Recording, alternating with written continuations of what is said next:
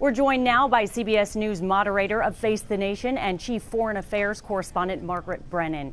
Margaret, thanks for joining us this morning. We know your team broke the news of Brittney Griner's release this morning. Can you break down how this story came to be and how your team got the jump on this news? Well, it's great to be with you, Stephanie, and this really was a team effort here at CBS as we chased the details of this very high-profile story.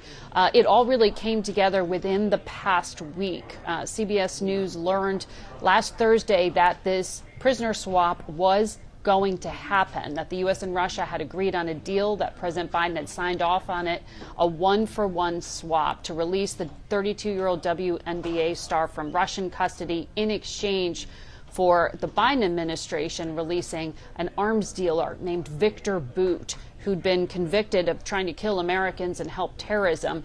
He was serving a 25-year sentence in a federal prison out in Illinois. And I have to point out here, Stephanie, that there was great upset, in particular from the law enforcement officials who had helped capture Bout. He is so high profile, and this was a strong card for the Biden administration to play here in order to bring home Griner, who had been in prison for the past 9 months. So we knew that we had to make sure that she and the other Americans in custody remained safe and that we weren't responsible for jeopardizing in any way the emerging deal.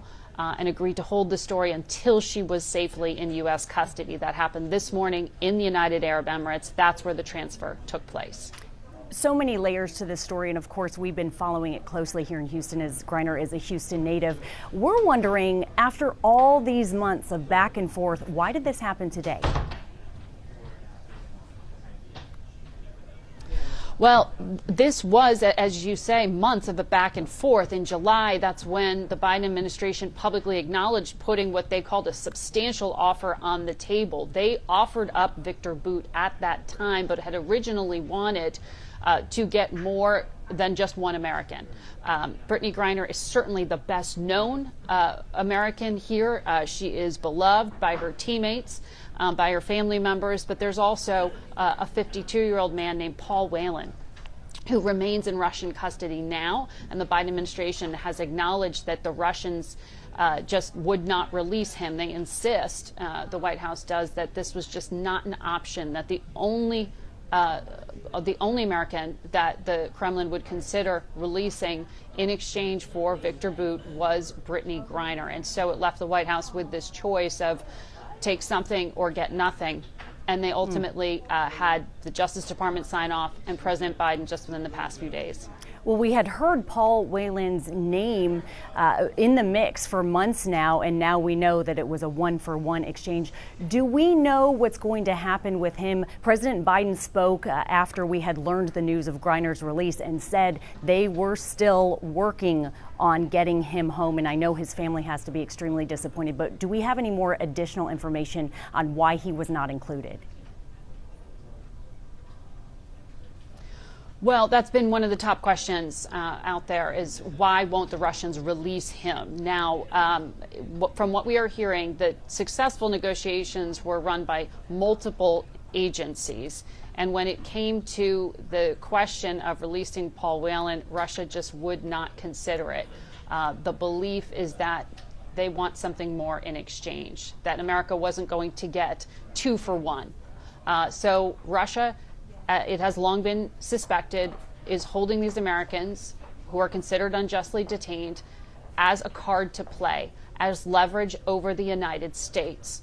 So when President Biden says they will continue to work for the release of Paul Whelan, it is important to put it in that context that Vladimir Putin's Russia is viewing this as a transaction. And so that question of what more can the Biden administration play here to get someone back, to get back a Marine veteran and security contractor, Paul Whelan. Now, we do know that the Whelan family was informed in person yesterday by U.S. officials, something that they weren't given the courtesy of last time a transfer took place. Trevor Reed, I heard you mention, was an American released back in April. He was prioritized because of what at that time were believed to be health concerns. In this case, the White House says it wasn't their choice of Brittney Griner. It was Russia's insistence that she was the only American they would let go of. As far as the trade that did go down, we traded a convicted arms dealer. Are we worried? Is that a concern for the United States? Do we feel that this was a fair deal? Well, Stephanie, there are a number of former law enforcement and current law enforcement officials who aren't happy with this, particularly those who worked to put Victor Bout behind bars.